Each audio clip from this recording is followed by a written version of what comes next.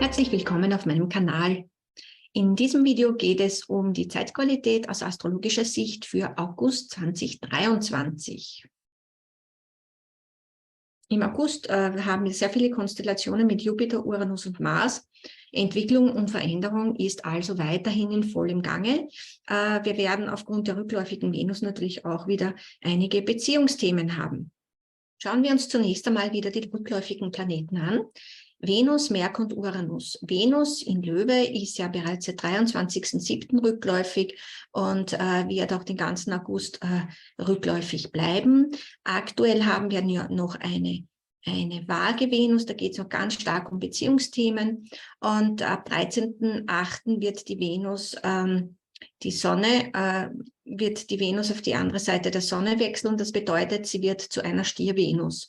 Wenn es um eine Stier-Venus geht, dann beschäftigen wir uns mit Werten, mit unserem Selbstwert, mit allem, was uns wichtig ist, mit unserem Platz im Leben, aber auch mit einer gewissen Distanz und mit einer gewissen Abgrenzungsfähigkeit.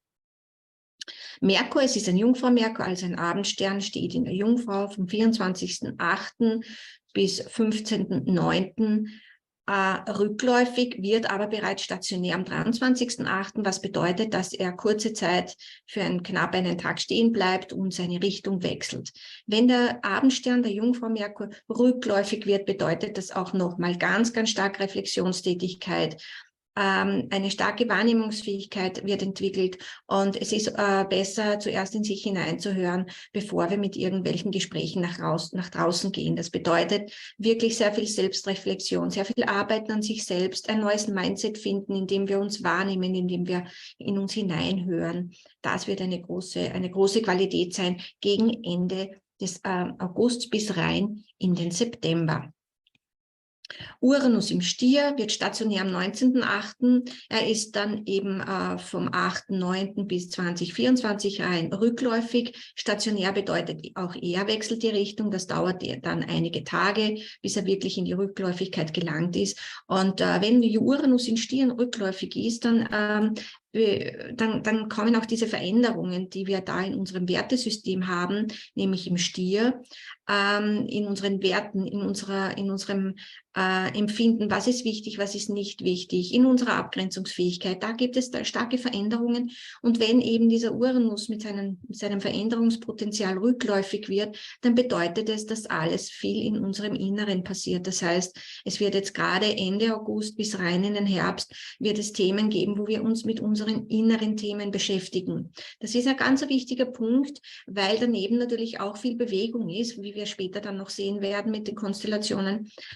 Und da ist es immer ganz gut, wenn man weiß, was ist einem wichtig, wohin möchte man sich verändern und vielleicht, dass man sich auch gewisse Dinge mit sich selber ausmacht. Weiterhin rückläufig bleiben Pluto bis Oktober 23, Saturn bis November 23, Neptun bis Dezember und ebenso Chiron. Da habe ich schon in den vorigen Videos im Juni und Juli einige Dinge dazu gesagt. Wer möchte, kann sich das gerne noch einmal anschauen, zur Erinnerung an die Informationen, was eben diese Planeten bedeuten, wenn sie rückläufig sind oder werden. Zeichenwechsel. Dieses Monat natürlich die Sonne. Sonne wechselt jedes Monat in ein anderes Zeichen. 23.08. wechselt sie von Löwe in die Jungfrau. Das bedeutet, es wird dann alles wieder pragmatisch. Es wird weniger wallender, aufkochender, weniger feuriger, aber auch weniger aus dem Herzen, sondern eher wieder mehr pragmatisch. Es geht um unsere Wahrnehmungsfähigkeit, wieder ein bisschen mehr hineinspüren und vielleicht auch ein bisschen wieder zur Ruhe kommen nach diesem heißen Sommer. Im direkten und im übertragenen Sinn. Am 27.08. geht Mars von der Jungfrau in die Waage. In der Jungfrau ist er sehr pragmatisch gewesen, sehr geerdet, sehr vorsichtig auch. In der Waage ist der Mars wieder mehr auf das Du bezogen. Das heißt, es werden wieder mehr Dinge getan in Bezug auf den anderen. Wir gehen vielleicht wieder mehr auf andere zu. Wir gehen wieder mehr in Gesellschaft. Auch natürlich vorsichtig, wenn Mars in der Waage ist, ist er natürlich im Exil. Da ist er nicht ganz so stark gestellt, wie wenn er zum Beispiel im Widder oder Skorpion wäre. Das bedeutet, dass auch er weiterhin vorsichtig ist, aber auf eine andere Art und Weise. Nicht mehr aus einer Angst heraus, sondern aus einer Bedachtheit dem anderen gegenüber. Wichtige Konstellationen. Gleich zu Beginn starten wir bis Anfang August, bis 3. August mit einer Merkur-Opposition Saturn. Merkur ist ein Abendstern, Jungfrau Merkur. Da geht es in der Opposition natürlich um ein Hin und Her zwischen, was nehme ich wahr, was ist wirklich wahr, was ist meine Wahrnehmung, was ist Realität. Da geht es ganz stark um Sorgfalt, mit sich selber gut sorgfältig umzugehen. Reflexion und Wahrnehmung werden ein großes Thema werden. Und da geht es wirklich, eine Logik zu finden, eine Struktur, eine Klarheit. Also das ist ganz ein wichtiger Punkt. Und wichtig ist es auch, wir haben am 1.8. auch einen Vollmond, zu dem ich später noch etwas sagen werde. Und da geht diese Konstellation einher. Wir haben ein Sonne-Quadrat Jupiter. Wir sehen hier, dass ich den Jupiter und später dann auch andere Planeten in Farbe gestellt habe, da wir hier ganz viele Kombinationen aus diesen Planeten haben. Und das sind dann ganz, ganz wichtige Punkte, wichtige Zeiten, weil hier etwas weiterentwickelt und bewegt wird. Eben Sonne, Quadrat, Jupiter. Quadrat ist immer etwas zu erarbeiten. Das bedeutet, es wird alles nicht ganz so leicht gehen, aber dennoch wird daran gearbeitet werden können. Zwischen 5.8. und 8.8. Gibt es eben dieses Sonne-Quadrat Jupiter, das exakt wird am 7.8. Das bedeutet immer, wenn es exakt wird, ist es immer am stärksten. Davor und danach ist es immer zunehmend davor und dann abnehmend. Und Sonne-Quadrat Jupiter bedeutet immer ganz eine persönliche Entwicklung. Das heißt, in dieser Zeit findet ganz, ganz viel Entwicklung statt in unserem persönlichen Bereich. Da geht es darum, auch über den Tellerrand zu schauen und ein bisschen auch vielleicht zu schauen, wohin möchte ich mich entwickeln, was ist mein Entwicklungsweg und was habe ich eigentlich schon verstanden, welche Entwicklung habe ich schon durchgemacht. Wir sehen hier am 8.8. ist das sogenannte Löwentor, auf das ich dann später noch genauer eingehen werde. Venus, es ist eine vage Venus, rückläufig, das ist eben eine rückläufige Beziehungsvenus, wie schon im Juli berichtet, im Quadrat in einem Arbeitsaspekt zum Uranus. Uranus steht für Veränderung, für plötzliche Veränderungen, für Gleichwertigkeit, für Augenhöhe. Und zwischen 6.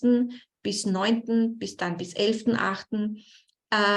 Ist dieses Quadrat wirksam und da dürfen wir uns noch einmal wirklich mit Beziehungsfragen auseinandersetzen, ganz, ganz stark. Da geht es darum, wo hänge ich noch in alten Mustern, wo möchte ich jetzt endlich in das Neue gehen. Es kann eben passieren, dass sich alte Partnerschaften wieder ein Stück weiter entfernen oder auf eine neue Ebene gebracht werden können oder es finden sich plötzlich ganz neue Verbindungen, mit denen wir nicht gerechnet haben, die aber trotzdem mit diesem Quadrat eine gewisse Arbeit erfordern. Das heißt, wenn wir mit etwas nicht gerechnet haben, dann ist es natürlich auch schwierig, weil dann überrascht uns das irrsinnig. Und Uranus ist immer der uns überrascht mit irgendwelchen Dingen. Es können noch alte Themen noch einmal hochkommen, die wir noch einmal anschauen dürfen, weil wir ja jetzt wirklich, wirklich, wirklich in die Zielgerade gehen, in die Veränderung, in die neuen Beziehungsformen und auch in die Beziehung zu uns selber. Das ist auch immer ganz ein wichtiger Punkt. Dann, wir sehen hier, Mars hat ganz viele Konstellationen, Jupiter wieder, Uranus. Vom 30.07. geht es schon los bis 1.8. und dann bis 4.8. geht es weiter mit Mars, Trigon, Jupiter. Trigone sind immer, was leicht geht. Das heißt, Mars steht für Handlungsfähigkeit, für unser Tun. Wir wissen, da steht ja der Mars noch in der Jungfrau, deswegen ist das auch ein sehr achtsamer Mars. Der ist sehr achtsam mit dem Handeln, weil es wirklich jetzt um Entwicklung geht. Entwicklungsschritte können jetzt sehr schnell gemacht werden und dadurch, dass der Mars noch in der Jungfrau ist, ist es ganz gut, weil da geht es wirklich ums pragmatische Handeln, ums achtsame Handeln, um eine gewisse Wahrnehmung beim Handeln. Das heißt, wir handeln nicht einfach schnell, sondern ist schon alles reflektiert und überdacht und es geht in die Richtung unserer neuen Entwicklung. Genauso wie er dann später mit dem Trigon zu Uranus und dem Opposition zum Neptun auch noch einige Dinge zu tun hat. Das heißt, mit Mars, Trigon, Uranus wird dann später sehr, sehr schnell Entwicklung vor sich gehen. Das heißt, ab Mitte August wird es dann einige ganz rasche Veränderungen geben können, sowohl in unserem privaten Bereich als auch im mundanen Bereich. Also da können Dinge ganz, ganz schnell passieren. Im Guten ist es natürlich fein, weil dann sagen wir, wow, cool, es endlich findet Veränderung statt. Es kann uns aber auch irgendwo rausschleudern, wo wir schon längst nicht mehr hingehören. Das kann dann auch ganz eine schnelle Aktion sein. Ja? Wichtig ist es, dass wir vorher schon überlegt haben, wohin geht unsere persönliche Reise, damit uns dann eigentlich das alles nicht so sehr überraschen kann und wir in unserer Mitte bleiben können.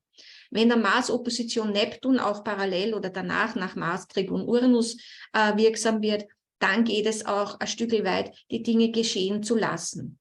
Wenn Dinge schnell passieren, braucht man nachher eher ein bisschen Verarbeitung. Und da geht es wieder um das Vertrauen, dass das, was wir tun oder das, was mit uns auch geschieht, dass das auch geführt ist. Also da geht es ganz stark um das Handeln nach unserer inneren Intuition, nach unserem Urvertrauen, nach unserer inneren Führung. Und zeitgleich mit dem Mars-Trigon und Uranus haben wir auch ein Sonne-Quadrat Uranus. Das bedeutet, auch hier geht etwas ganz schnell. Nämlich, wo wir vorher schon unsere Entwicklung angedeutet haben, geht es hier darum, dass wir ein Stück weit unser Leben auch von einer höheren Position betrachten. Überall, wo es da so Mitte August nicht mehr passt für uns, kann es wirklich sein, dass wir stark und ganz schnell Veränderungen durchführen oder auch Veränderungen passieren mit uns. Das heißt, Veränderung hat auch immer was mit Mut zu tun. Und da können wir so ein bisschen unsere Flügel ausbreiten und sagen, ich möchte jetzt meine Individualität leben, meine individuelle Freiheit und ich möchte dafür auch etwas tun. Vollmond. 1.8., wie schon vorhin erwähnt, haben wir den ersten Vollmond im August. Der zweite wird dann Ende August stattfinden. Der nennt sich dann der sogenannte Blue Moon. Der erste Vollmond ist am Abend um 20.31 Uhr über der Häuserachse, also in der Häuserachse 1,7, Aszendent Wassermann und Fische. Wir sehen hier im ersten Haus, haben wir das Zeichen Fische eingeschlossen, deshalb haben wir auch einen zweiten Herrscher. Und das ist die Thematik des Heiligen Grals. Heiliger Gral bedeutet immer, sich auf die Suche begeben bei diesem Vollmond nach dem wahren Sinn unseres Lebens, nach unserer wahren Bestimmung, nach unserer wahren Inkarnation. Das heißt, was haben wir uns wirklich vorgenommen? Wer sind wir und was haben wir uns für dieses Leben vorgenommen? Und das passt ganz gut zu der Zeitqualität, dass wir wirklich Veränderungen durchführen im Hinblick zu unserem wahren Sein hier auf diesem Planeten, in dieser Inkarnation. Es geht ganz stark um Klarheit und Reflexion und weil wir da auch sehr stark besetzt haben, das 7. Haus, wenn wir sehen. Die Sonne ist in diesem Fall schon im 7. Haus. Dann die Vollmondqualität ist eben Mond in 1, Sonne in 7. Das bedeutet die Achse AC-DC. Starkes 7. Haus, da geht es natürlich ganz stark um Beziehungen, um Reflexion in Beziehungen, um Weiterentwicklung. Wir haben da wir haben 2 T-Quadrate, das heißt, eines ist mit dem Apex, das heißt, wenn ein Quadrat auf dem Apex-Punkt ist, nämlich unten der Jupiter, wenn wir hier da schauen, hier der Jupiter hat hier ein Quadrat zu der Vollmondkonstellation, beidseitig zu Sonne und zum Mond.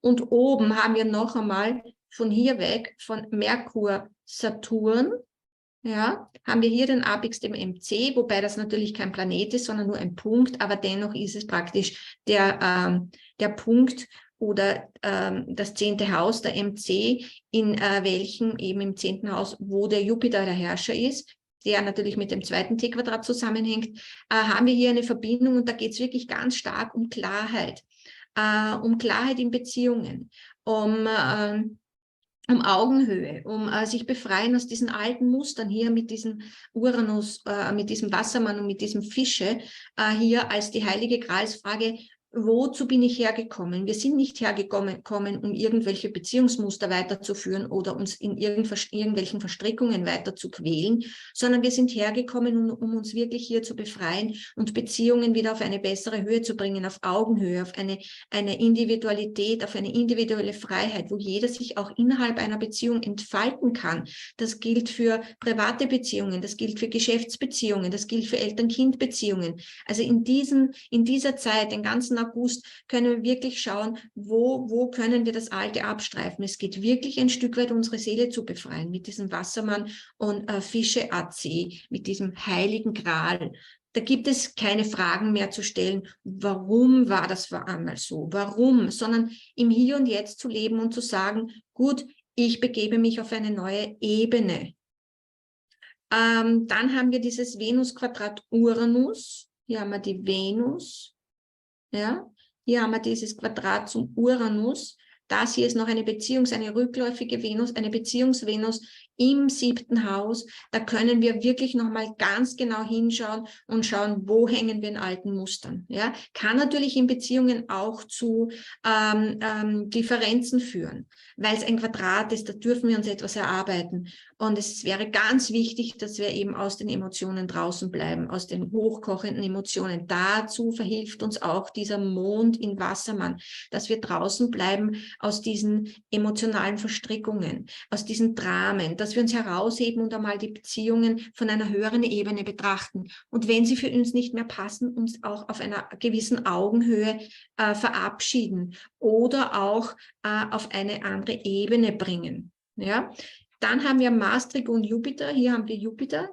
Hier haben wir Mars, da haben wir diese blaue Linie, dieses Trigon. Und da geht es um Entwicklung hin zum Neuen, für einen neuen Weg. Uranus in 3, Mars in 7.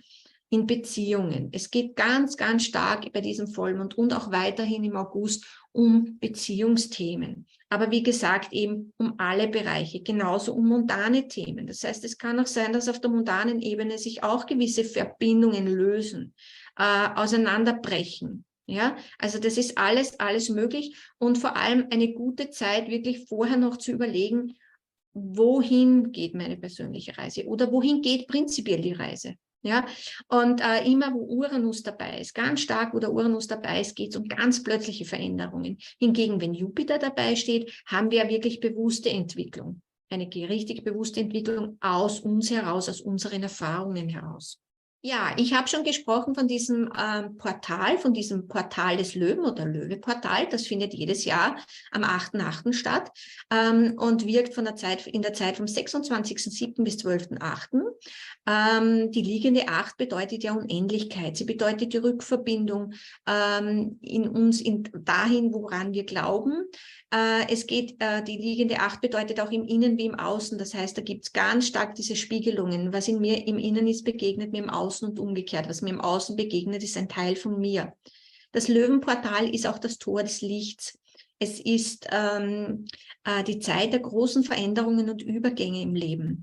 Also das findet jedes Jahr statt zu diesem Zeitpunkt. Und da geht es ganz stark um höheres Bewusstsein. Und das passt natürlich auch sehr gut mit den Konstellationen aus astrologischer Sicht zusammen. Löwenportal entspricht dem Solarplexus. Das ist der Sitz des Ichs. Da geht es um Willenkraft und Selbstvertrauen. Und mit diesen zwei Eigenschaften wirklich den Schritt ins Unbekannte wagen. Etwas hinter sich lassen, was überholt ist, was nicht mehr zu uns passt. Und wir sehen hier ganz stark zu dieser Zeit, haben wir ganz stark Stierqualitäten hier. Da haben wir Mond, Jupiter-Konjunktion in Stier, Uranus steht auch hier. Und dann haben wir Sonne im Löwen, Venus rückläufig im Löwen und auch hier die Lilith. Das heißt, ganz starke Stierqualitäten. Da geht es um Selbstwert, um seinen Platz kennen, sich wirklich auf seinen Thron zu setzen mit der Löwe-Qualität. Und da geht es ganz, ganz stark darum, dass wir aus unserem Selbstbewusstsein heraus, aus unserer Bewusstheit uns selbst gegenüber Veränderungen durchführen und wirklich ein höheres Bewusstsein für uns erlangen können. Also eine wunderschöne Zeit bis Mitte August, bis dann wirklich alles in die Umsetzung kommen kann. Neumond in Löwe am 16.8., das ist jetzt dann gleich nachdem dieses Portal sich da geöffnet hatte. Wir haben hier oben im 10. Haus, ihr seht es an dem Pfeil, haben wir oben eine Sonne-Mond-Konjunktion in Löwe. Gleich dazu gesellt sich die Venus mit einem Aszendent Waage. Das bedeutet der Aszendentenherrscher, sprich zur Waage gehört die Venus, die steht bei diesem Neumond. Ja, und diese Venus ist auch, in dem Fall ist es bereits eine Stier-Venus und da geht es auch darum, dass es wieder um Beziehungsfähigkeit geht. Neumond ist eine Startenergie. Da können wir wirklich sagen, ab jetzt geht es in die Veränderung, was Beziehungen betrifft. Wir sehen das an vielen Dingen. Wir sehen hier die Mondknotenachse, hier auf der AC-DC-Achse. Wir sehen hier die Qualität das im 10. Haus geht es immer darum, es wird etwas Standard, es wird etwas Maßstab, es wird etwas in die Realität kommen und die Verbindung zum Uranus. Uranus ist hier mit Jupiter auch 7 bzw. 8 hinauf. Da geht es ganz stark um Veränderungen, wirklich grundlegende Veränderungen in Bezug auf unsere Beziehungen, auf unsere Verbindungen und hier auch unten Pluto und Saturn, die ganzen sogenannten Langsamläufer, die uns gemahnen, authentisch zu sein, zu uns zu stehen und auch wirklich in dieses Urvertrauen zu kommen, dass wir so, wie wir sind, richtig sind und auch uns so auch in Beziehungen einbringen, authentisch, echt. Und wir haben ja gesagt, vorhin haben wir ja dieses Merkur-Saturn-Thema gehabt, jetzt haben wir dieses Jungfrau-Merkur-Uranus-Thema. Das heißt, da geht es wirklich ganz stark raus aus der Anpassung zu gehen und ehrlich zu sein, echt zu sein und uns selbst zu leben. Wir haben hier dieses eben starke 7. und 10. Haus. Und Mars, Trigon, Uranus haben wir auch hier. Mars, Trigon, Uranus ist auch ganz ein wichtiger Punkt, wo wir wirklich neue Schritte setzen können. Also in der 2. Augusthälfte schießt es uns entweder raus aus Beziehungen, die nicht mehr passen. Wie gesagt, alle Beziehungen, ich wiederhole es immer wieder, weil sonst glaubt man, das ist wirklich in einem privaten Bereich. Da können viele Dinge explodieren, auseinanderbrechen, ganz schnell. Oder wir können ganz, ganz schnell auf eine neue Ebene kommen, wenn wir einfach noch in diesen Verbindungen bleiben möchten. Nun, Vollmond in Fische. Wir haben gesagt, es war bereits am 1.8. der erste Vollmond, der zweite Vollmond im August ist am 31.8. Häuserachse 2,8 mit einem Aszendent Löwe. Vollmond heißt, es erfüllt sich das, was bei Neumond begonnen hat. Blue Moon nennt man immer jeden zweiten Vollmond im Kalendermonat. Das passiert meistens, wenn ein Monat 31 Tage hat. Das passiert 41 Mal pro Jahrhundert und alle 2,5 Jahre im Schnitt. Hier sehen wir wieder Sonne, Opposition Mond. Bei diesem Vollmond in Fische haben wir einen Saturn dabei, der ist rückläufig. Das bedeutet, und das Ganze im 8. Haus, das bedeutet, es wird ganz, ganz wichtig sein, auf unsere Bedürfnisse zu achten, auf unsere innere Stimme zu achten und uns selbst Gutes zu tun, auch in Verbindungen. Das heißt, nicht nur dem anderen Gutes zu tun, sondern auch uns selbst und auch zu uns zu stehen in Beziehungen. Das ist das, was wir bereits bei Neumond begonnen haben, uns zu erarbeiten. Das wird dann zu Vollmond noch einmal ganz wichtig. Venus im Stier steht auch da, am Aszendenten rückläufig. Ja, ist mittlerweile eben eine Stiervenus geworden und ein Quadrat separativ, das bedeutet, es ist abklingend zu diesem Jupiter im 10. Haus. Das bedeutet, auch hier gibt es eine Entwicklung oder hat es davor schon eine Entwicklung gegeben in Richtung neuer Wertigkeiten. Und da diese Venus am Aszendenten steht, geht es darum, auch den eigenen Wert zu erkennen, die eigene Größe zu erkennen und zu wissen, das ist wichtig, so wie wir sind, unseren Standpunkt zu vertreten, aber auch mit dieser Stier-Venus wieder wissen, wo ist unsere innere Mitte. Und die Löwe-Qualität mit einer Stier-Venus darin hat schon etwas zu tun. Ich weiß, wer ich bin. Ich kann auf meinem Thron bleiben, ohne dass ich im Ego bin, sondern mit einer Selbstverständlichkeit wissen, wer ich bin. Ich erkenne meinen Wert. Und ich habe mich diesbezüglich auch weiterentwickelt. Und das ist natürlich ein großer, grundlegender Faktor für gut gelingende Beziehungen. Mond in Fische, Konjunktion Saturn rückläufig in 8, hilft uns natürlich dann, also das ist da, wo wir diesen Pfeil finden, hilft uns dann natürlich auch, wirklich auf uns zu achten. Sowohl auf den anderen, aber auch auf uns. Und wenn wir hier diesen Uranus noch einmal anschauen, mit diesem Trigon zum Jungfrau Merkur, ist das wirklich raus aus der Anpassung, raus aus den herkömmlichen Beziehungsformen, raus aus den herkömmlichen funktionierenden Formen, wo wir gesagt haben, wir müssen funktionieren, wir müssen Dienst leisten. Es geht darum, auch ein Stück weit für sich selber etwas zu tun. Ja, so schaut es im August aus. Das heißt, es wird noch einiges zu tun geben. Es wird noch einiges Schönes zu leben geben. Wichtig ist, dass wir uns immer selber wahrnehmen, dass wir schauen, was brauchen wir, wie geht's uns, wohin möchte unsere persönliche Reise uns führen, was möchten wir noch umsetzen, weil in der 2. Augusthälfte kann dann einiges schon ganz, ganz schnell passieren. Also es wird eine spannende Zeit. Bleibt im Hier und Jetzt, das ist immer das Beste, weil da haben wir die besten Sensoren. Sich selbst zu zentrieren, sich selbst zu spüren und das Außen ein Stück weit vorbeiziehen lassen und vorwiegend aus den Dramen von draußen sich zu distanzieren und wenn es notwendig ist, einfach sich in sich zurückzuziehen. Das sind so die guten Hinweise und ich glaube, dass wir alle schon wissen, was wir brauchen, damit es uns gut geht. Und der August wird noch eine feine Zeit sein, wo wir noch ganz, ganz viel an uns arbeiten und weiterentwickeln können, weil die neuen Beziehungsformen warten schon sehnsüchtig, dass wir sie leben. Ich freue mich, dass du heute wieder dabei warst und ja, wenn dir das Video gefallen hat, lass mir gerne ein Like hier oder abonniere meinen Kanal. Und ja, ich freue mich auf das nächste Mal, auf das September-Video und wünsche dir eine gute Zeit im August. Liebe Grüße.